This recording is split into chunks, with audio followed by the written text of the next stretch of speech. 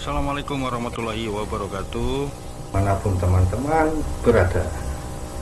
Oke, pada kesempatan ini saya akan sedikit menjelaskan tentang manajemen posko dalam tanggap darurat. Mudah-mudahan apa yang saya sampaikan kepada teman-teman sekalian dapat bermanfaat, dapat menambah wawasan, serta dapat diimplementasikan dalam penanggulangan bencana di wilayahnya masing-masing. Baik, sebagai informasi, sebelumnya perkenalkan, nama saya Kresno Aji Setionegoro. Saat ini saya bekerja di Kementerian Sosial Republik Indonesia pada Satuan Kerja Direktorat Perlindungan Sosial Korban Bencana Alam selaku analis bencana.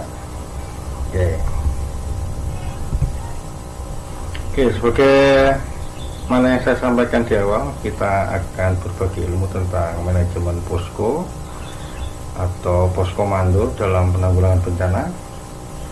Definisi manajemen posko adalah pengelolaan suatu tempat sebagai pusat kegiatan yang sedang berlangsung. Dan posko dibedakan sesuai dengan fungsinya, diantaranya yaitu posko kesiapsiagaan dan posko operasi, atau sering kita sebut dengan posko penanggulangan bencana yang berada di lokasi kejadian bencana alam.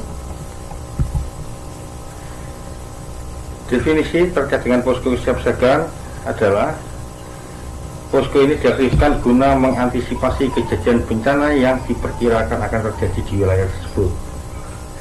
Jadi ini adalah posko kesiapsiagaan, adalah posko yang disiapkan dan dibentuk sebagai bagian dari antisipasi kebencanaan.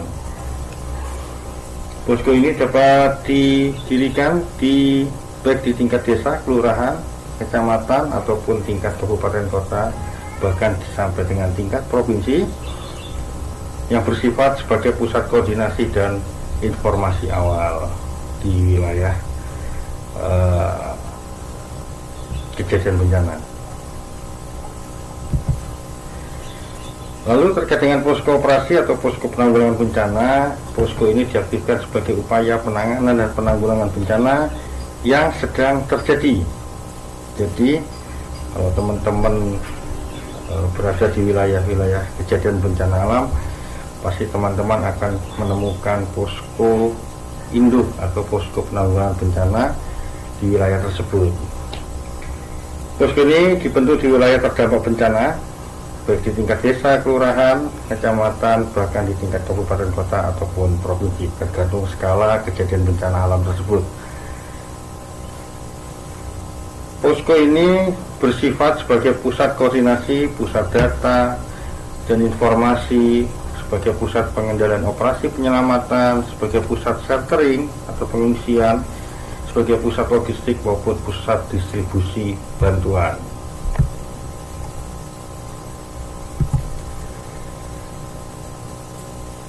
Dalam pemilihan lokasi posko penanggulangan bencana itu harus memenuhi syarat-syarat dasar tertentu.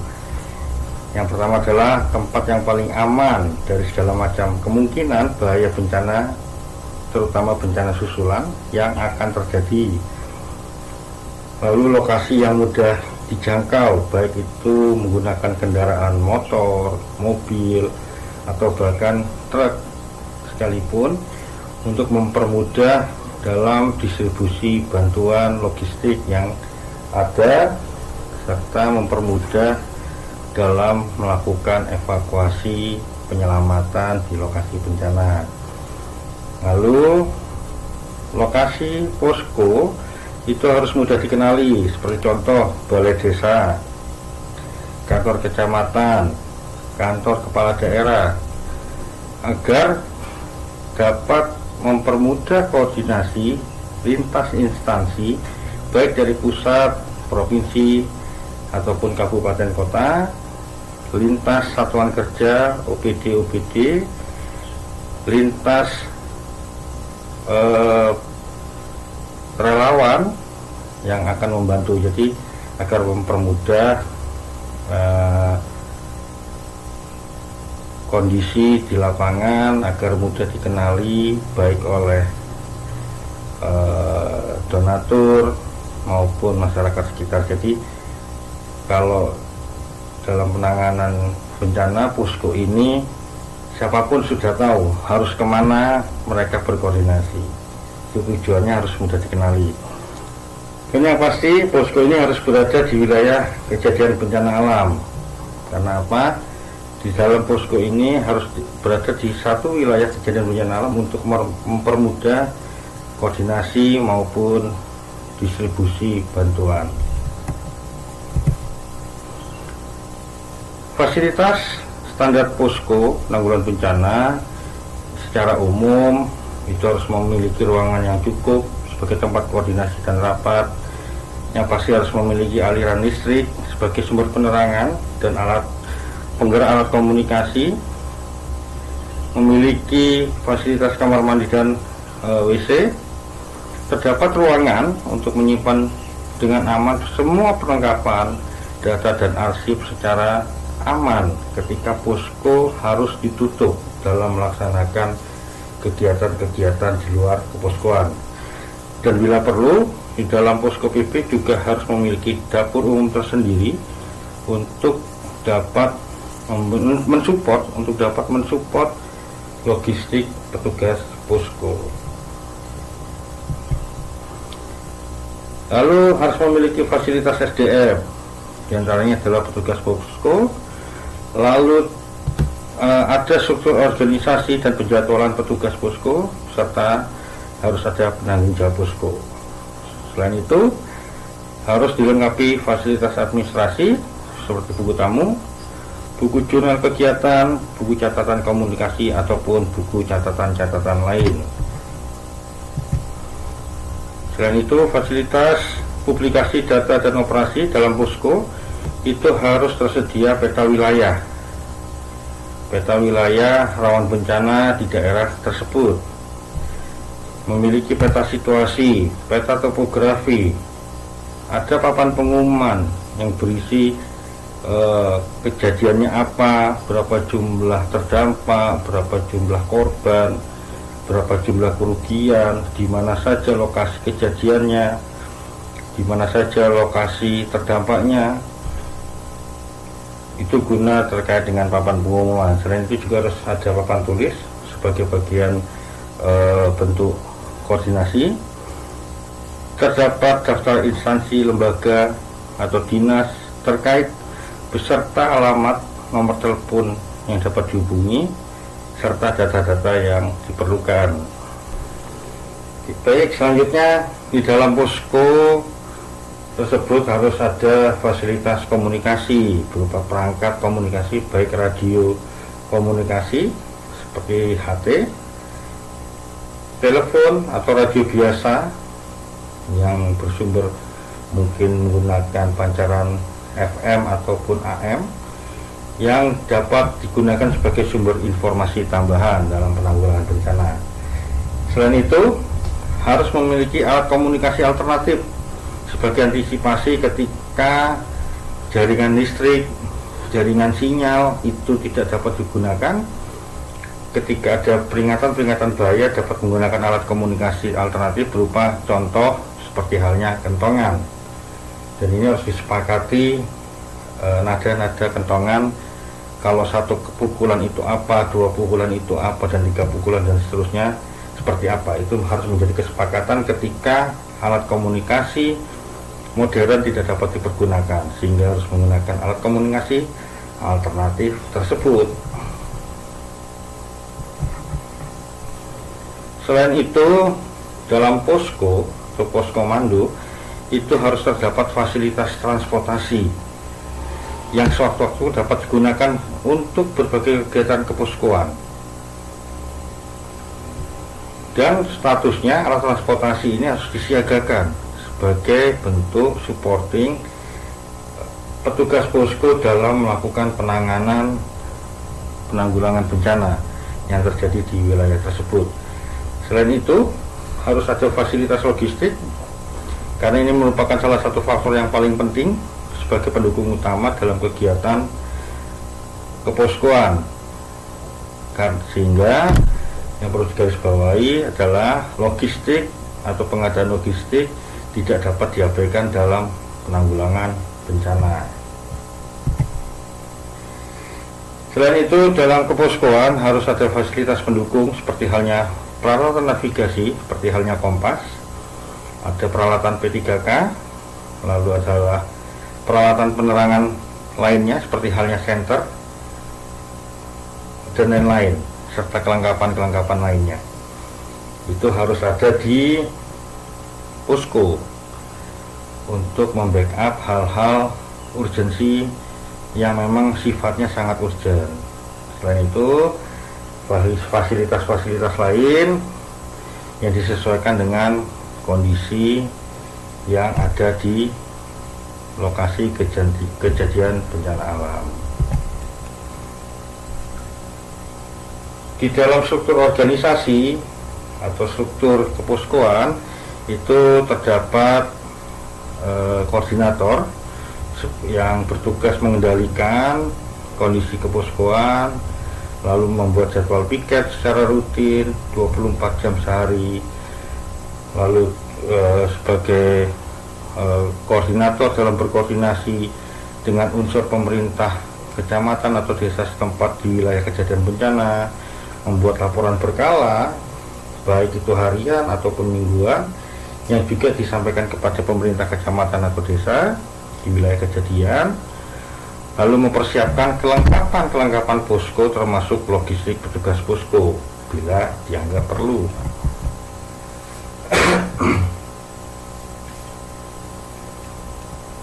Selain itu, koordinator sebagai pengendali dan penanggung jawab penuh fungsi posko. Biasanya koordinator posko itu dijabat oleh perangkat kecamatan ataupun perangkat desa yang ditunjuk secara langsung oleh camat ataupun desa setempat. Berkonsultasi kepada pemerintah kecamatan atau desa tentang bentuk dan kegiatan keposkoan, menyusun dan melaporkan kegiatan posko kepada pemerintah kecamatan atau desa. Oke, mungkin teman-teman bertanya kenapa fokus posko ini ada di tingkat kecamatan ataupun desa. Biasanya kejadian-kejadian bencana itu fokus kejadiannya itu selalu berada di tingkat kecamatan ataupun di tingkat desa. Tapi tidak menutup kemungkinan kejadian bencana itu skalanya tingkat kabupaten kota ataupun tingkat provinsi. Kondisi secara umum yang biasanya posko ini didirikan di tingkat kecamatan ataupun di tingkat desa, karena wilayah kejadiannya ada di wilayah kecamatan ataupun di wilayah desa. Oke, selanjutnya saya lanjutkan. Di dalam struktur organisasi juga harus ada sekretaris yang bertugas mengumpulkan dan mencatat semua kegiatan keposkoan, melaksanakan fungsi surat menyurat, lalu mewakili koordinator bila koordinator berhalangan, mewakili koordinator untuk berhubungan dengan pihak lain, baik itu pihak dinas, instansi pemerintahan ataupun instansi swasta, NGO misalnya. Itu juga bisa dilakukan oleh sekretaris mewakili koordinator, lalu menyusun laporan kegiatan dan dilaporkan kepada koordinator. Selain itu juga ada tugas kebendaharaan. Bendahara ini terkait pengelolaan keuangan, lalu merencanakan anggaran kegiatan peruntukannya untuk apa saja, dengan berkonsultasi dengan koordinator terkait dengan pengeluaran yang sesuai dengan rencana yang sudah dibuat, lalu dilaporkan kepada koordinator apa saja pengeluaran yang dilakukan oleh bendahara tersebut. Lalu ada bidang operasi, di mana dia bertanggung jawab atas kegiatan-kegiatan operasi dengan berkonsultasi dan merencanakan kegiatan operasi sebelum dilaksanakan, lalu mengatur sistem pengungsian bila dirasa perlu diadakan pengungsian ke tempat yang lebih aman, atau evakuasi masyarakat korban terdampak bencana harus diungsikan ke tempat yang lebih aman. Lalu mengkoordinir maksud saya operasi pencarian dan pertolongan atau operasi SAR, biasanya teman-teman menyampaikan tersebut. bila terjadi kasus warga yang hilang atau mengalami musibah terkait bencana yang terjadi. Lalu tugas bidang operasi juga harus dapat mengkoordinir tenaga bantuan lain sesuai dengan fungsinya, lalu membuat laporan kegiatan kepada koordinator. Tugas bidang logistik yang pasti adalah membuat perencanaan logistik dengan berkoordinasi dan dengan koordinator, lalu menyediakan fasilitas dan kelengkapan posko termasuk makanan dan minuman petugas posko, lalu menyiapkan dan mengatur transportasi setempat untuk pengungsian, lalu membuat laporan kepada koordinator terkait dengan bidang logistik. Lalu terkait dengan tugas bidang shelter adalah adanya perencanaan terkait dengan shelter, lokasi shelternya mau di mana, berapa jumlah shelternya, apakah itu harus menggunakan temporary shelter atau menggunakan tenda, ataukah harus ditempatkan di shelter yang semi permanen, apakah di shelter yang permanen berupa gedung, baik itu aula kecamatan, aula desa, atau sekolah dan lain-lainnya. Itu harus dikoordinasikan kepada koordinator dalam perencanaan untuk mempermudah koordinasi dan komunikasi. Selain itu, tugas bidang shelter adalah menyediakan fasilitas serta kelengkapan shelter, contoh matras, alas tidur, selimut, ataupun hal-hal lain termasuk di dalamnya adalah makanan dan minuman bagi pengungsi. Selain itu, bidang shelter juga harus menyiapkan dan mengatur transportasi setempat untuk pengungsi, untuk sebagai bagian dari mobilisasi pengungsi apabila nanti ketika bencana sudah aman, sudah terkendali, pengungsi dapat dipulangkan secara teratur menggunakan alat transportasi yang sudah disiapkan. Lalu setelah membuat laporan kepada koordinator terkait dengan bidang shelter. Lalu terkait dengan bidang humas, ada tugas ke bidang humas karena dia adalah sebagai penghubung informasi antar wilayah di mana posko itu berada dengan pihak luar. Di bidang humas, dia harus dapat menyediakan data terkini terkait dengan kejadian bencana yang terjadi kepada masyarakat, kepada wartawan ataupun pihak-pihak lain termasuk pemerintah dengan data yang akurat, lalu mengumumkan informasi tersebut kepada masyarakat. Lalu yang kedua, tugas humas adalah menginformasikan kebijakan pemerintah baik kecamatan ataupun desa terkait dengan penanganan bencana yang terjadi di wilayah tersebut. Selanjutnya adalah menyusun dan melaporkan kegiatan bidang humas kepada koordinator. Selain itu, di dalam keposkoan, manajemen posko itu ada bidang bantuan, di mana tugasnya menerima dan mencatat semua bantuan yang masuk, baik berupa barang, uang ataupun tenaga. Jadi bantuan di sini tidak hanya berupa barang ataupun uang, tapi tenaga, sumber tenaga dalam penanggulangan bencana di wilayah tersebut. Lalu yang kedua, berkoordinasi dengan koordinator dalam merencanakan distribusi bantuan kepada masyarakat setempat, lalu mendistribusikan sesuai dengan rencana yang dibuat, dan yang pasti adalah menyusun dan melaporkan pendistribusian tersebut kepada koordinator. Selain itu, dalam keposkoan harus terjadwal juga adanya petugas piket. Biasanya di dalam keposkoan, petugas piket ini kita mengambil unsur masyarakat untuk ikut andil dalam melakukan kegiatan pemantauan atau perkembangan bencana yang ada di wilayah keposkoan. Karena kenapa kita harus memberdayakan pengungsi di situ? Karena petugas yang bertugas di dalam penanggulangan bencana itu terbatas, sehingga kita harus dapat memberdayakan masyarakat pengungsi yang ada di shelter untuk bersama-sama melakukan pemantauan dan perkembangan bencana agar disampaikan kepada pengungsi lainnya agar tidak terjadi informasi-informasi yang tidak benar atau informasi hoax. Selain itu, piket juga dilaksanakan secara bergilir selama 24 jam sehari, di mana masyarakat yang diberdayakan juga dibantu dan diawasi oleh petugas yang sudah ditentukan.